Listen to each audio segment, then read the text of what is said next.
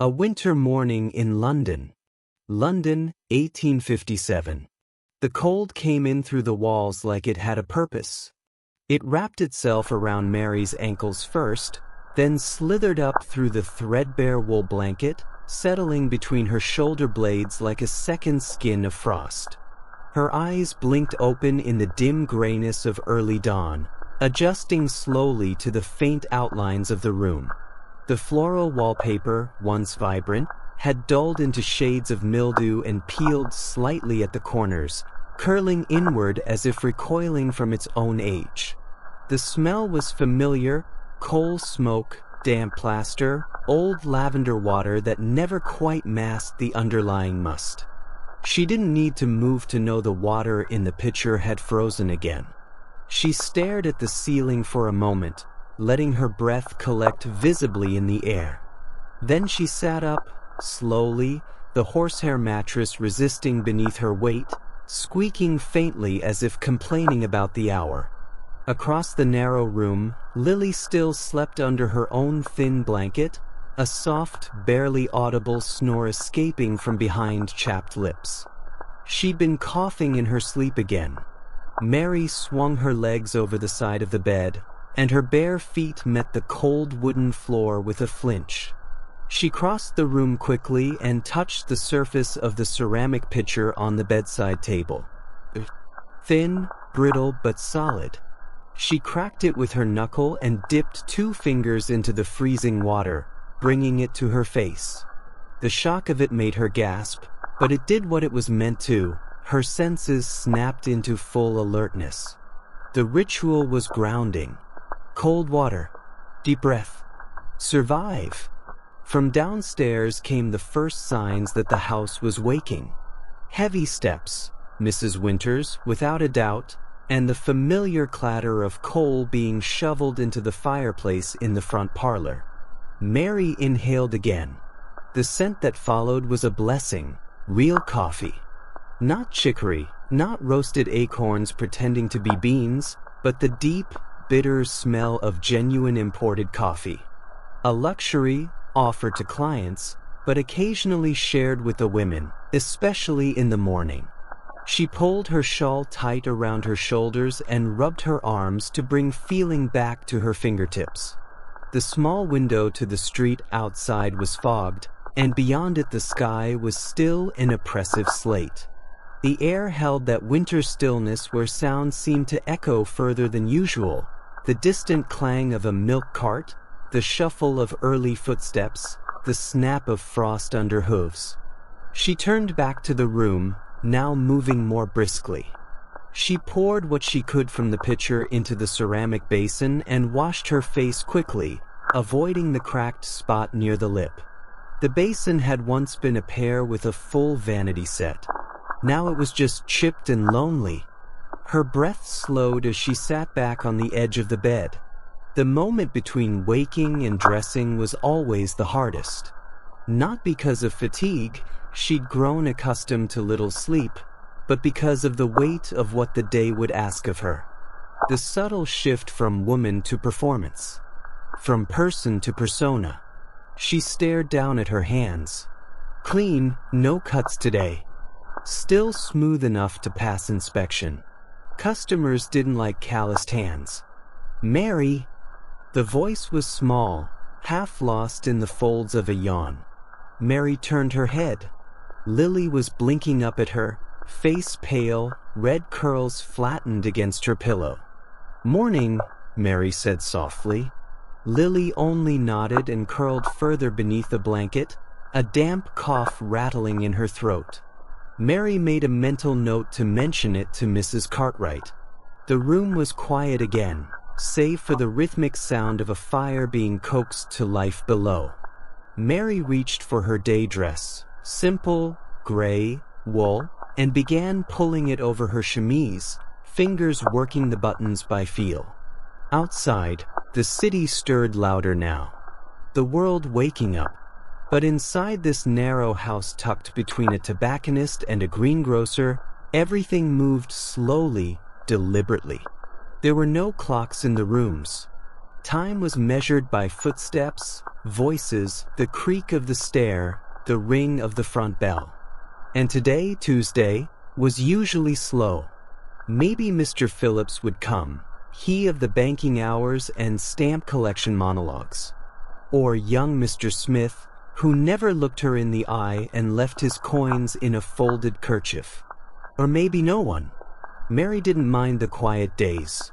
She walked to the small mirror propped against the wall. The glass was spotted, the backing eaten away at the edges, but her reflection still stared back. Her face looked fuller than it had a year ago. Regular meals made a difference. But her eyes, they were changed. Sharper, less naive, like they had grown too used to watching everything and giving nothing away. She began arranging her hair, weaving in the fake curls that added volume. Her fingers moved quickly, practiced. Each pin had its place.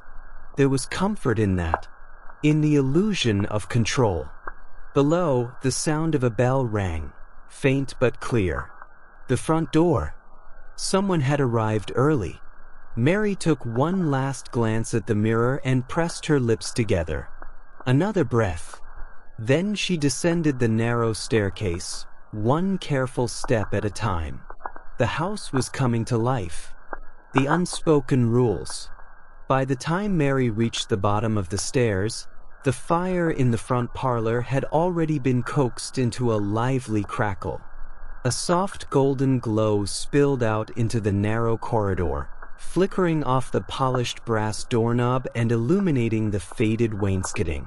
The scent of roasted beans grew stronger, mingling with the faintest trace of perfume from the night before, lavender, rose, a ghost of jasmine clinging to the curtains. Mrs. Winters was already there, as expected, upright, severe, and silent in her movements. Her apron was tied tight and white as snow, despite the black smudge of coal dust trailing up one arm. Her silver hair was wound into a bun so tight it might have held up the ceiling. She gave Mary a brief glance, assessing but not unkind, then nodded toward the dining room. "Coffee's ready," she said without stopping her work. "Mrs. Cartwright's not down yet." Mary nodded and moved past her into the breakfast room. It was a modest space, with a long wooden table that had seen better decades and mismatched chairs collected over years. But it was clean. Immaculately so. A white cloth covered the center of the table, weighed down by a ceramic pot of real coffee and a shallow dish of sugar cubes. 2 teacups had already been placed, one for Mary, one for whoever came down next. The rules of the house were unwritten, but everyone knew them. 1, you don't speak of business in the morning. 2, you don't take food upstairs. 3, you don't question Mrs. Cartwright. Mary sat, poured herself a small amount of coffee, and cupped it in both hands. The warmth was welcome. It seeped into her fingers, up her wrists, loosening something inside her chest. She took a slow sip, strong, slightly bitter, but with a richness that reminded her this place, for all its compromises, afforded some small luxuries. Clean sheets, privacy, and silence when you needed it. From above came soft footsteps. Likely Betsy or Sarah, maybe even Lily if she was feeling well enough to get out of bed. The floorboards groaned familiarly. The ones near the 3rd stair always did. Mary stared out the small window facing the narrow side street. Fog still clung low, giving the world a strange quietness, as if it hadn't quite decided to wake up yet. Across the way, a boy in patched trousers dragged a handcart full of firewood past the greengrocer. His nose was red, his fingers bare. Mary sipped again and let the heat anchor her. It wasn't always like this. She remembered her first morning in the house, nearly a year ago. She'd arrived hungry, blistered, and barely able to look anyone in the eye. She'd spent the entire first week waiting for someone to shout at her, to strike her, to drag her into some back room and take what they wanted. But no one had. Mrs. Cartwright had explained the rules plainly. She spoke quietly, but there was steel in her tone. I run a respectable house. That means discretion. That means standards. That means protection for them and for you. You'll work if you wish to. You'll rest when you can. And you'll follow the rules. Do that and you'll be safe here. It was a strange word. Relative. But Mary had come to understand its meaning in this place. It didn't mean freedom. It didn't mean peace. But it meant no one laid hands on you without consent. It meant you had a room of your own. It meant there was always bread in the kitchen, clean towels in the bath, and someone who would notice if you coughed in the night and didn't get up the next morning. That, in this part of London, was more than most women could dream of. The door creaked open behind her, and Betsy slipped in, hair still pinned, eyes slightly puffy with sleep. She nodded a greeting, poured her own coffee, and sat across from Mary without a word. Another unspoken rule: conversation could wait. The silence was never awkward. It was ritual. They sipped. Outside, the sounds of the city began to rise. A dog barked in the distance. Hooves clattered over cobblestones. A vendor called out about oysters, his voice echoing down the narrow street. Finally, Betsy spoke, voice hoarse from disuse. "Tuesday," she said. Mary nodded. "Usually quiet." "Hope it stays that way." There was a pause. Then, "Lily's still coughing?" Mary nodded again. "Didn't sound good this morning. She needs broth. I'll see if cook has bones left." Silence returned. Not cold, companionable. The front door creaked again. This time the unmistakable click of Mrs. Cartwright's heels crossing the vestibule. Mary straightened automatically. Betsy wiped her mouth with a napkin. Even the air in the room seemed to adjust itself. Mrs. Cartwright entered like a shadow moving through silk. Tall, lean, impeccably dressed in deep blue, her auburn hair pinned into a style that hadn't shifted in 10 years and never would. Her gaze swept the room like a lighthouse, seeing everything, missing nothing. "Ladies," she said, and her voice was as it always was, cool but not unkind. "Good morning." They murmured their greetings in return.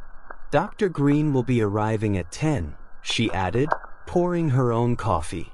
"I expect you all to be ready by then. Rooms clean, appearances presentable, records updated." Mary nodded. Betsy bit her lip. "Do you want Lily examined?" Mrs. Cartwright turned her head slightly. "Is she worse?" "Coughs deeper. Fever, maybe." Mrs. Cartwright considered, then nodded once. "This. Make sure she's seen. I'll note it." She sipped her coffee and looked toward the window. "Bundle up if you're going out today. There's frost on the stones." Then she left as smoothly as she'd arrived. Mary exhaled. Only after she was gone did anyone shift again. "I'll fetch the ledgers," Betsy muttered, standing. Mary remained seated, hands wrapped around the coffee cup, the heat slowly fading. Outside, the fog had begun to lift and pale, watery light tried to make its way through the cloud cover. Another day had begun. She set her cup down and rose. Time to wash. Time to prepare. Time to play her part. The house had rules. But so did she. And one of them, the most important one, was, don't forget who you are beneath the costume, no matter how often you wear it. The housekeeper and her routines. Mrs. Winters believed in order, and in her world, everything had a place. From the moment she set foot in the house each morning, precisely at 5:30, her routine unfolded like clockwork. First, she checked the coal levels in each fireplace. Then she opened the kitchen window for 7 minutes to let in God's breath, regardless of the weather. After that came a full inspection of the ground floor, parlor, dining room, front hall. Any candle burnt too low, any smudge on the skirting board, any footprint not accounted for, she saw it. Mary had grown used to her presence, but she never stopped being slightly intimidated. There was a gravity to Mrs. Winters, something almost military in her bearing, though no one knew her past. She had simply arrived one day, 10 years ago, and never left. Even Mrs. Cartwright deferred to her judgment on domestic matters. As Mary passed through the hallway with a folded towel in her arms, she spotted the housekeeper polishing the banister with a cloth, her movements small but exacting. "Morning, Mrs. Winters," Mary offered quietly. "Miss Mary," she replied without looking up, still scrubbing a stubborn mark near the top of the rail. "The towel bin needs refolding. Someone's mixed the flannels with the linen again." "I'll see to it." "You always do." It was as close to a compliment as she gave. Mary climbed the stairs, towel pressed to her chest, and made her way toward the upper corridor. The house was taller than it appeared from outside, 5 floors, counting the kitchen basement and the attic bedrooms. The narrow staircases creaked predictably. Each floor carried its own silence, broken only by footsteps, the hiss of a kettle, or the rustle of fabric being adjusted behind a door. She reached the shared linen closet, opened it, and carefully sorted the contents. She could still hear Mrs. Winters in her mind, detailing the proper method of folding. Flannels tri-folded, towels halved lengthwise before rolled, linens pressed, not stacked. It was oddly calming, this work. It reminded her of being 12, helping her mother in a laundry room behind a boarding house. The scent of hot water and starch, the steady rhythm of cloth folding and steam rising. Her mother had been tall and proud, with tired hands and a kind mouth. She'd died of something they never named, sick lungs, someone whispered, and Mary had moved on, as so many girls did, from laundry to sewing, and then to the streets. She finished the folding, straightened the corners, and closed the cupboard. When she descended again, Mrs. Winters was arranging the mantel in the parlor. Each object, brass urn, china shepherdess, silver-backed mirror, had a precise place. It wasn't vanity. It was discipline. A statement. This house, for all it was, would never fall into squalor. "You've a good eye for symmetry," Mary said gently. Mrs. Winters paused, one eyebrow lifting. "You've a good hand for quiet." Mary smiled and said nothing. They stood for a moment in companionable silence. Then Mrs. Winters nodded toward the kitchen. "Cook's preparing broth for the girl." "Lily?" She nodded again. "Best she eat something hot before the doctor arrives." Mary moved quickly to the kitchen, grateful for something useful. The smell of simmering bone broth, bay leaf, and onion filled the warm space. Cook, a large woman with strong arms and flour perpetually dusting her apron, looked up and pointed with her spoon. "Small bowl. Not too much. Let her sip slow." Mary obeyed, ladling the hot liquid into a ceramic dish and carrying it upstairs with cautious hands. Lily's door was ajar.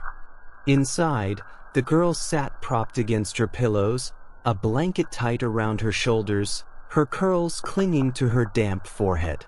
"You're up," Mary said, entering quietly. Lily nodded, then coughed. "I brought you something warm." She took the bowl and held it with both hands, letting the steam rise to her face. "I hate being ill," she murmured. "No one likes it." "Mrs. Cartwright will have the doctor see me, won't she?" "She already arranged it." There was silence as Lily sipped, her eyes wide and tired. Do you think he'll say I can't work? I think he'll say to rest. And you should listen. Lily gave her a look that mixed guilt with fear. Mary understood. In this place, not working meant not earning. And while Mrs. Cartwright provided the basics, room, food, medicine, the extra comforts came from coin. The dress you liked, the hair oil you preferred, the small savings hidden in your sock drawer. I'll manage, Mary said softly. We all help one another here. Lily sipped again, her hands trembling slightly. Mary sat on the edge of the bed and adjusted the edge of the blanket. The softness in the air, the quiet hum of the fire below, the clink of dishes in the kitchen, reminded her again how different this house was from what people imagined. There were courtesans in the city who wore silk and lived like mistresses. There were brothels run by cruelty, where girls were owned and kept like stock. But here? This was not a sanctuary, but it was a system, a framework, a structure that, if you followed the rules, gave you a chance to breathe. After a few more sips, Lily handed her the empty bowl. Her hands were warmer now, her eyes heavy again. I might sleep, she murmured. Mary nodded and stood, adjusting the blanket before leaving. As she made her way downstairs, the grandfather clock in the front hall struck 9. An hour until the doctor. Mrs. Winters passed her again, this time carrying a fresh stack of firewood. Mary stepped aside, watching the woman's unshakable steadiness. Nothing slowed her. Nothing broke her rhythm. It occurred to Mary, as it had before, that if this house was a machine, quiet, efficient, secret, then Mrs. Winters was its heart, and without her, everything would unravel. The examination. By 10 o'clock, the mood of the house had shifted. The scent of wood polish and broth had given way to the sharp, clean smell of carbolic soap. A table had been cleared in Mrs. Cartwright's sitting room, the thick velvet curtains drawn to filter the winter sun. The fire in the grate burned low but steady, and the lamp on the desk was lit despite the daylight. A faint, medicinal chill lingered in the air, not unpleasant, but unmistakable. Dr. Green arrived precisely on time, as always. He was a compact man, neither old nor young, with a bristled mustache and a permanently furrowed brow. He wore black wool and carried his physician's bag like a talisman. He greeted Mrs. Cartwright with a tip of the head, accepted the room's conditions without complaint, and immediately set about his preparations. Mary stood with the others in the hallway, waiting. Examinations took place one at a time. No one went in early. No one lingered after. It wasn't a cruel process, not here. But it was still a ritual of vulnerability. Stripped of powder, of perfume, of pretense, you became something else for those few minutes. Not a woman, not a worker, not a person, just a body. Sarah went first, followed by Betsy. Lily would be last. Mrs. Cartwright insisted she rest as long as possible. Mary was called third. She entered quietly. Mrs. Cartwright stood in the corner, arms folded, watching but saying nothing. Dr. Green didn't look up as she entered. His eyes were on the small notebook beside him. Each girl had a line. Each line had a date, a note, a mark. Miss Mary, he said flatly, have a seat. She sat. He began with the usual questions: health, appetite, pain, any irregularity. She answered calmly, clearly, with the precision she'd learned over time. He listened, nodded, then began his examination, clinical, brisk, detached. No malice, no cruelty, but no warmth either. Mary stared at the crack in the ceiling. She counted the notches in the fireplace's wooden mantel. She thought about the bread she'd have with lunch.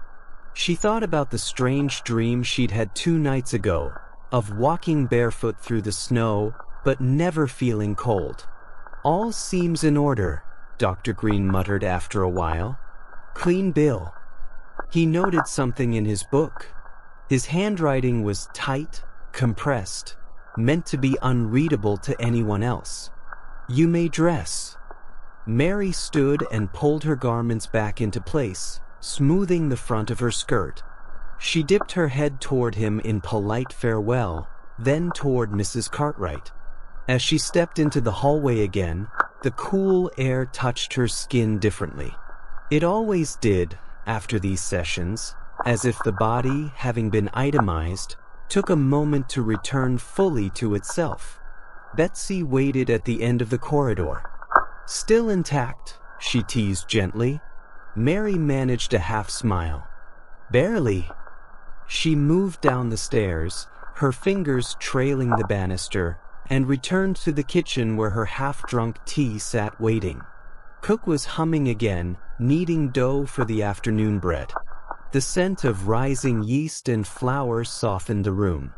Mary reclaimed her seat at the table and took the first sip. It had cooled, but the bitterness grounded her. A few minutes later, Sarah joined her. Then Betsy. They didn't speak of the exam. They never did. Mrs. Winters entered with a basket of fresh cloths and towels, her expression unreadable. She placed them on the far table and began wiping the counters with slow, methodical movements. "Lily's next," she said without looking up. Mary nodded. She was resting. "She's nervous. She's young. She's not stupid," Mrs. Winters said sharply. Then, with a softer tone, "But nerves make it worse. Best it's done." The room fell silent again. The rhythm of the kitchen returned. Cloth against wood, kettle on boil, dough slapped onto the floured surface. After a time, Lily's light footsteps descended the stairs. She entered the kitchen looking pale, but dressed. Her hair was tied back loosely, her shoulders tense. Mary stood. "I'll come up with you." Lily didn't speak, but her eyes glistened briefly with gratitude. Together, they walked down the hall. At the door to the sitting room, Mary paused and placed a hand gently on Lily's back. "Breathe in. Don't hold it." Lily nodded. Then she entered.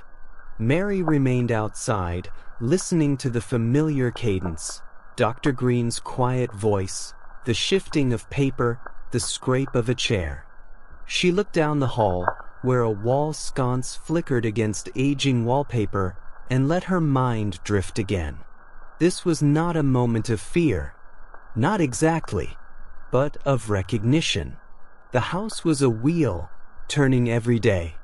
And these examinations, these moments of being reduced to parts, reminded her how easily a person became procedure. After 10 minutes, the door opened. Lily stepped out. Her face was flushed, her eyes too bright. Mary didn't ask. She simply offered her arm, and Lily took it. They returned to the kitchen. "She'll be fine," Dr. Green said to Mrs. Cartwright as he packed his case.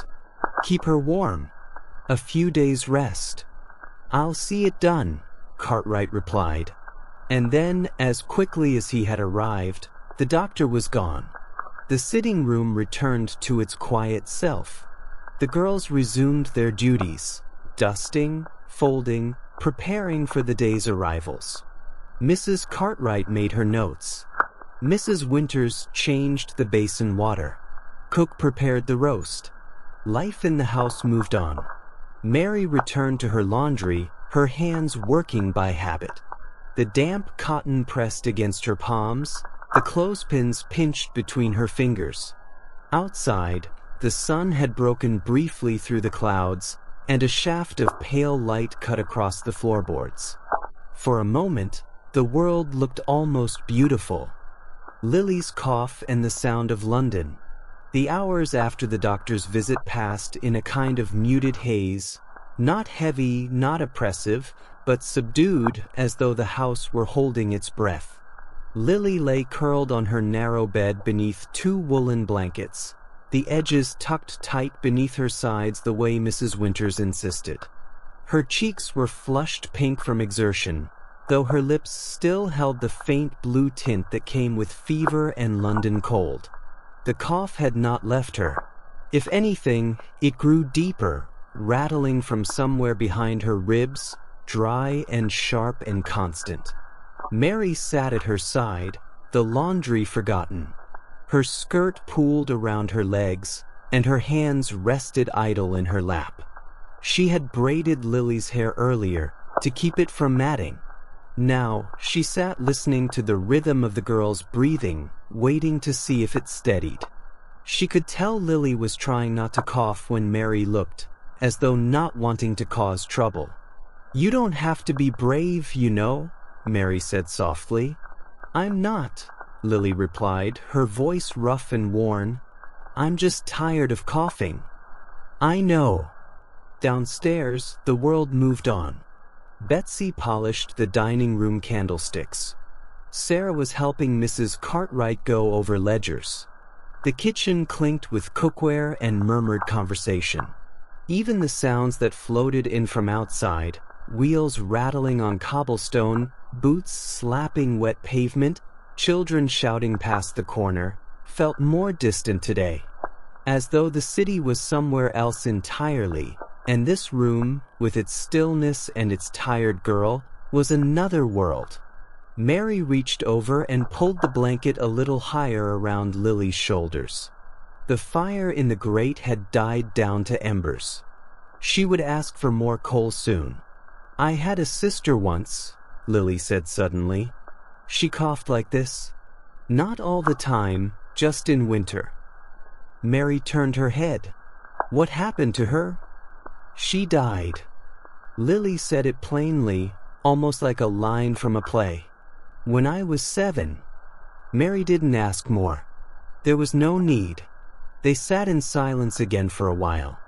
When Lily drifted to sleep, finally, her breath shallow but even, Mary rose quietly and moved to the window. The glass was fogged with condensation, but through it she could just make out the street below. A vendor was pushing a barrow filled with leeks and turnips, calling out half-heartedly. 2 young boys chased one another past the entrance to the alley, their laughter rising briefly above the city's din before fading again. The sound of London never stopped. It lived in every crack between buildings, in the wheels of carriages and the shouts of traders. Even here, inside this quiet house with its heavy drapes and soft slippers, the city found ways to reach in. And Mary, though she had lived here almost a year, still wasn't certain whether the noise comforted her or unsettled her.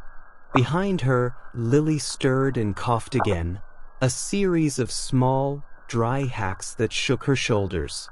Mary turned back immediately, crossed the room, and knelt by the bed. "I'm here," she whispered, brushing a hand over the girl's forehead. "I'm here." Lily's eyes opened just a sliver. "Did I wake you?" "You never do." The pause. "Did Mrs. Cartwright say I had to rest all day?" "She did." "Will she be angry if I don't?" Mary hesitated, then shook her head.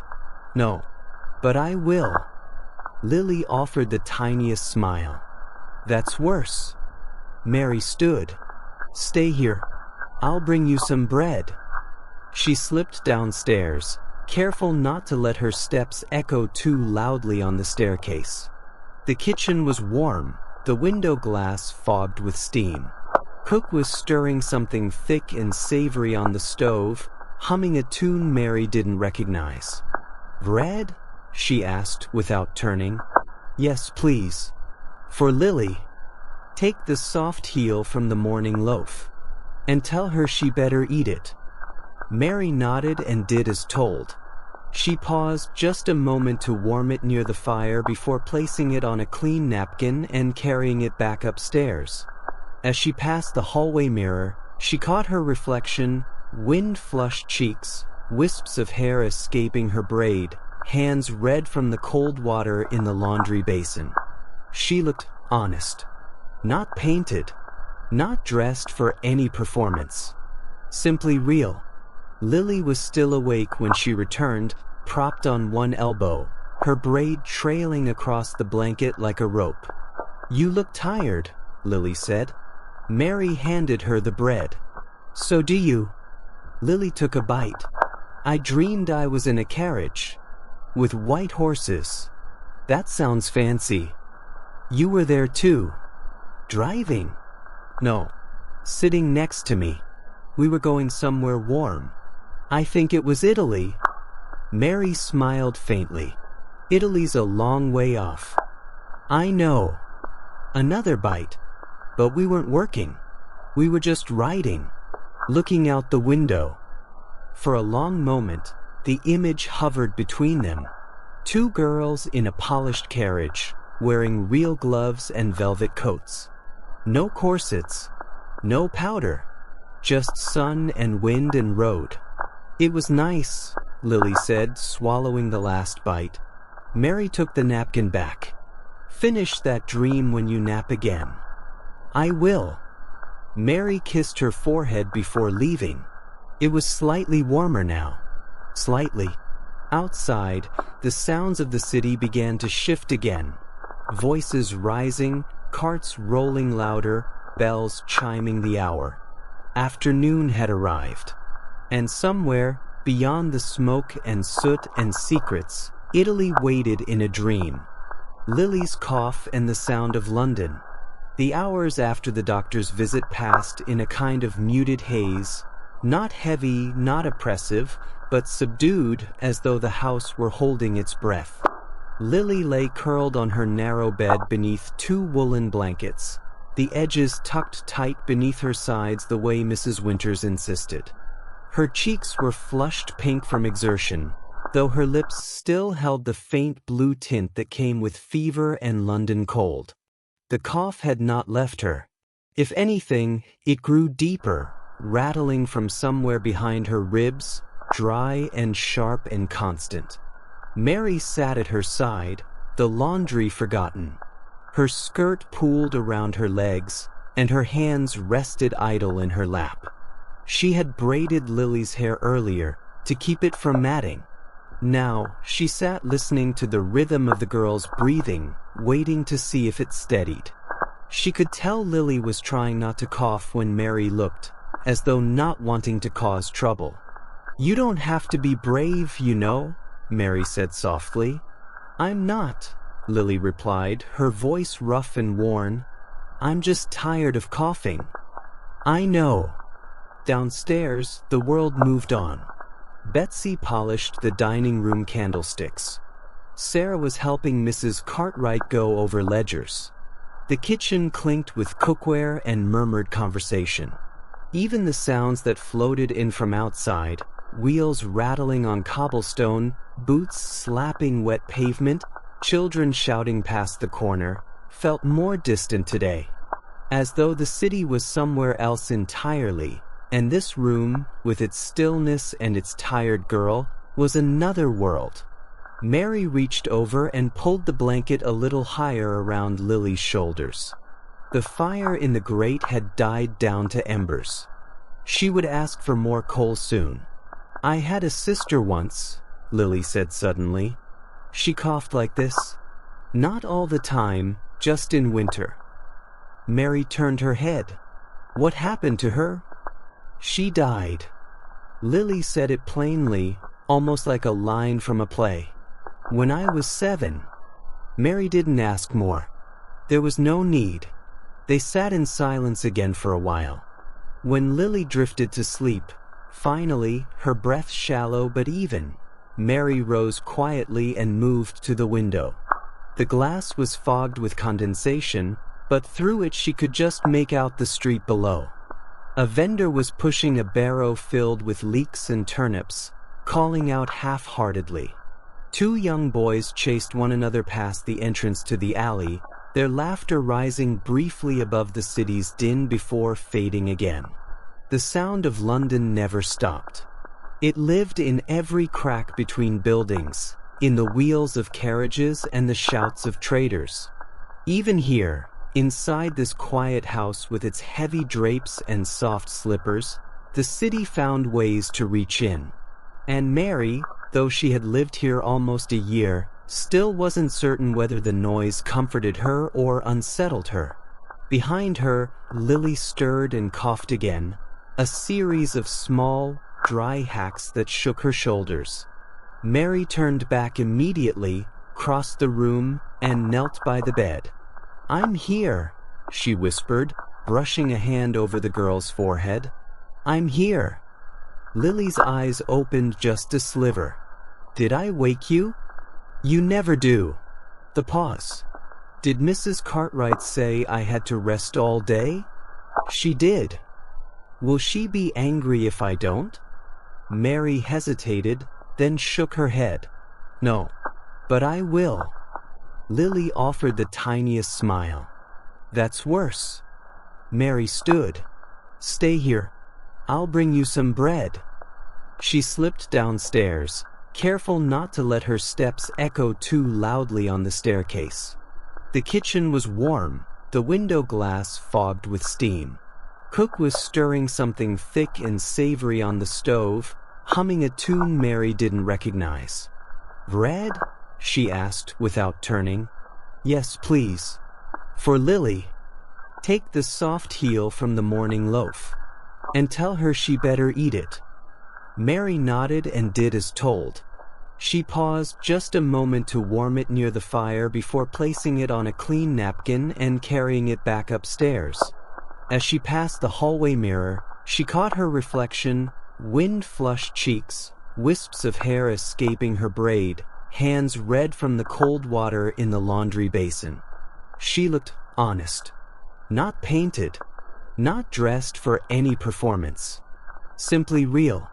Lily was still awake when she returned, propped on one elbow, her braid trailing across the blanket like a rope. "You look tired," Lily said. Mary handed her the bread. "So do you." Lily took a bite. "I dreamed I was in a carriage. With white horses. That sounds fancy. You were there too." "Driving?" "No. Sitting next to me. We were going somewhere warm. I think it was Italy." Mary smiled faintly. "Italy's a long way off." "I know." Another bite. "But we weren't working. We were just riding. Looking out the window." For a long moment, the image hovered between them. Two girls in a polished carriage, wearing real gloves and velvet coats. No corsets. No powder. Just sun and wind and road. "It was nice," Lily said, swallowing the last bite. Mary took the napkin back. "Finish that dream when you nap again." "I will." Mary kissed her forehead before leaving. It was slightly warmer now. Slightly. Outside, the sounds of the city began to shift again. Voices rising, carts rolling louder, bells chiming the hour. Afternoon had arrived.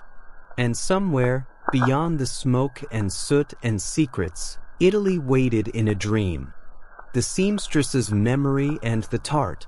The parlor was quiet long after Mr. Wilson had gone. Mary remained seated for a while, her hands resting gently on her lap, her eyes fixed on the flickering fire. The echo of his voice, soft, tentative, human, lingered in the room like the fading notes of a cello. He had not asked for anything, not even a kiss on the cheek, and that, in itself, had left more of an impression than most men who passed through the front door. Eventually, the warmth from the fire began to dim, and the chill from the hallway crept into the edge of the room. Mary stood, smoothed her skirts, and reached for the poker to stir the embers. She did so absently, her mind elsewhere, not with Wilson exactly, but with something he had drawn out of her, memory. She hadn't spoken of her mother in some time. She rarely mentioned her seamstress days, even to the other girls. That life, with its needles and hunger, its lamplit nights and cramped fingers, was something she had folded away, like an old dress she no longer wore. But now it stirred.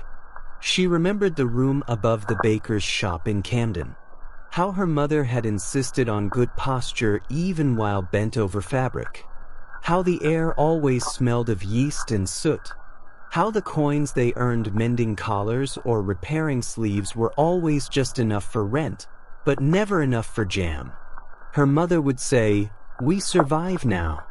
The treats will come later." Later had never arrived. Mary crossed the hallway and entered the kitchen. The warmth greeted her instantly, the clatter of copper pans, the smell of stew, the flicker of firelight on stone. Cook was humming as she peeled potatoes, sleeves rolled to the elbow, apron dotted with flour and lard. "Any tart left?" Mary asked gently. Cook glanced up, surprised. "You wanting sweets?" Mary smiled faintly. "Just this once." Cook grinned. "On the shelf. Last one. Strawberry." Mary nodded her thanks, retrieved the tart, still faintly warm, and wrapped it in a cloth napkin. She didn't eat it there, not with the smell of garlic and meat in the air. Instead, she walked to the back door, stepped into the small courtyard, and sat alone on the old wooden bench near the laundry line. It was dusk. The sky was turning lavender gray, and the chimney stacks above the surrounding buildings exhaled thin trails of smoke into the quiet. Somewhere beyond the rooftops, the bells of St. Martin's chimed 6 times. She unwrapped the tart carefully, like it was a letter. The crust was buttery and uneven.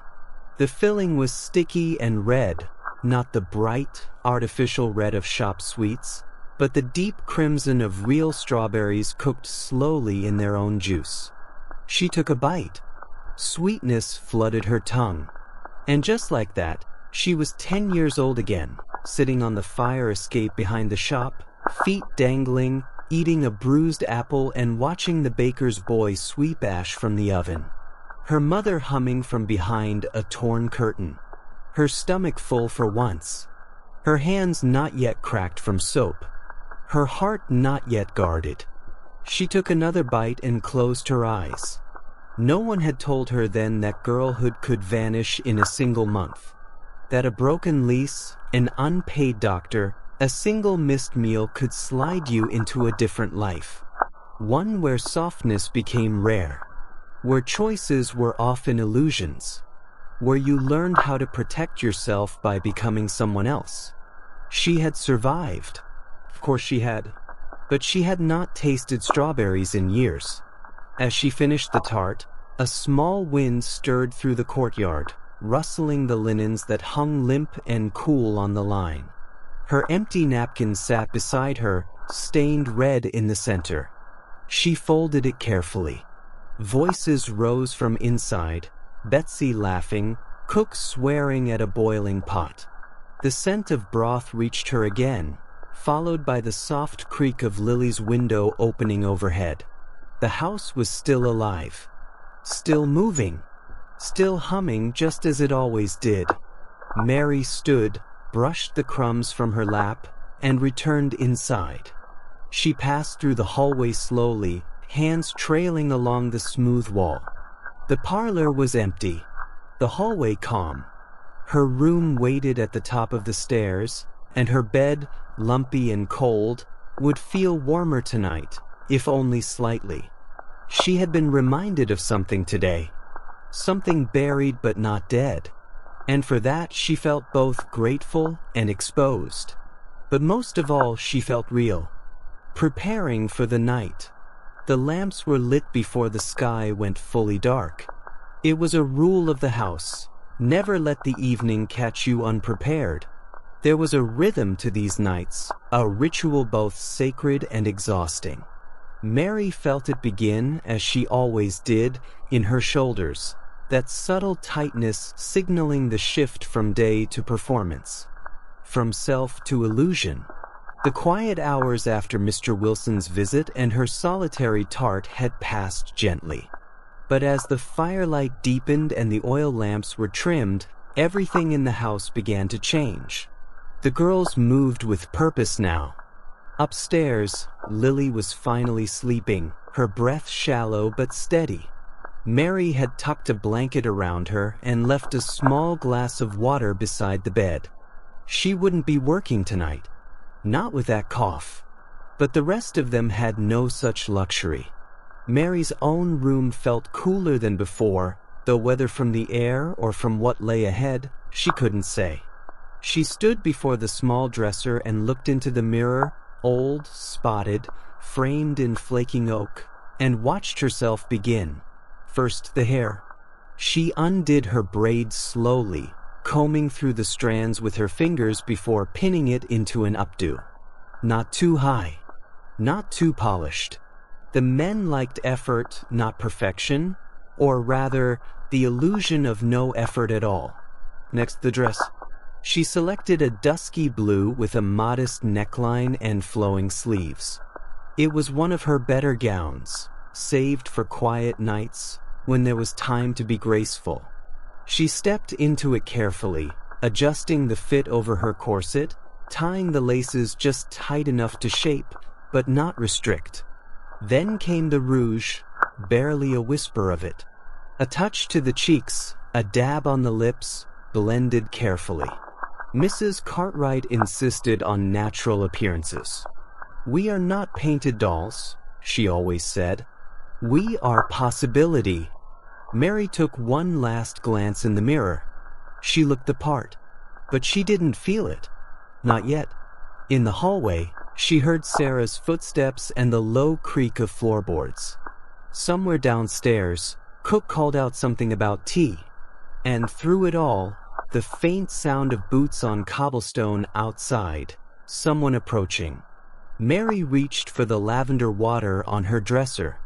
She dabbed a little behind each ear and at the hollow of her throat.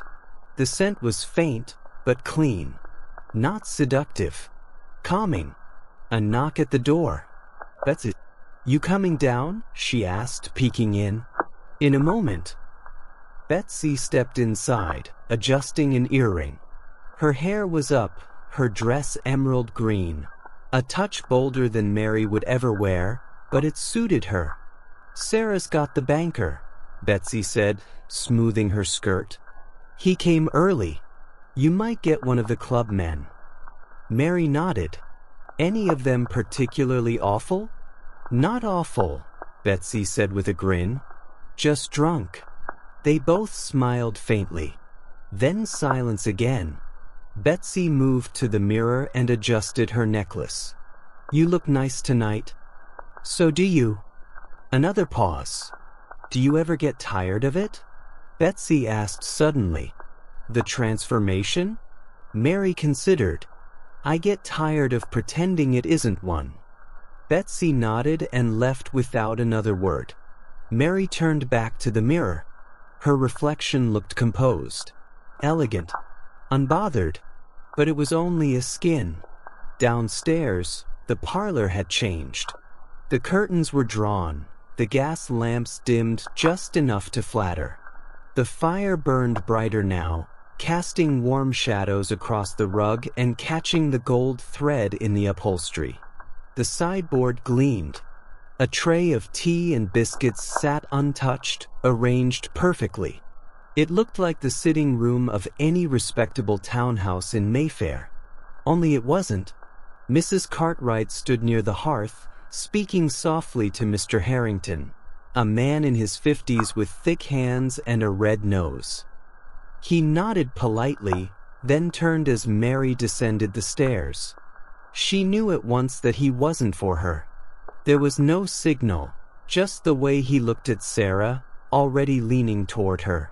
Mary continued past them, into the far corner of the room, where she waited. She didn't have to wait long. Mr. Lawrence arrived next. He was younger than the others, barely 30, with dark eyes and a ring that he twisted constantly on his finger. He glanced around, uncertain, until his eyes met Mary's. There was the voice. He approached, and she smiled softly. "Mr. Lawrence," she said, extending her hand. "Miss Mary." He bowed slightly, then straightened. "Would you mind some company?" "Not at all." She gestured to the empty settee. He sat beside her, not too close, and she began again. The dance. The practiced rhythm of question and response, interest and flattery, distance and softness. He asked about her accent. She asked about his travels. He complimented her hands. She smiled.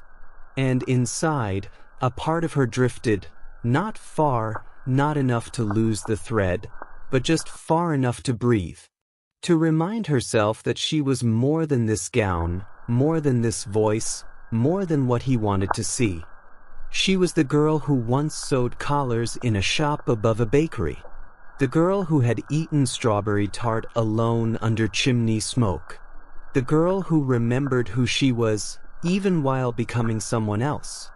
And that would be enough, tonight. The man from the club and the unexpected question. Mr. Lawrence stayed longer than most.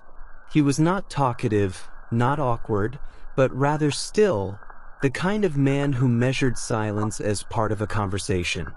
Mary let him lead. When he spoke, it was with care. When he paused, she didn't rush to fill the space. It was the kind of encounter that did not exhaust her, which in itself felt like a luxury. When he rose at last, he bowed slightly and said only, "Thank you." She smiled, walked him to the door, and returned to the parlor alone. It was nearing 9. The lamps were slightly lower now, trimmed to a golden glow. Voices carried lightly from the dining room. Betsy's laugh. Sarah's deeper hum. The house was in motion, but not rushed. The kind of night where no one cried, and nothing broke. Mrs. Cartwright appeared from the hallway, her posture perfectly straight as always. "Mary," she said, "the club gentlemen have arrived." Mary nodded. She understood without more. On Tuesdays, certain names were never spoken aloud. There were 3 of them tonight. Men in their 40s, possibly 50s. Well-fed, well-groomed, smelling faintly of tobacco and wealth. They arrived as a set, not friends, not enemies, but members of the same private club that kept its name behind closed doors and whose membership ensured discretion at all costs. They drank slowly, cognac, tea for appearance. Mrs. Cartwright introduced the girls formally, as she always did, by first name only, never more. Then she left the room with grace, letting the arrangements unfold naturally. The tall one with pale hair, Mr. Benson, immediately pulled Sarah into conversation. His voice was easy, rehearsed. The second, heavy around the middle with a gold tooth, claimed Betsy with a joke about the weather. And the third, a man in dark navy with intelligent eyes, turned to Mary.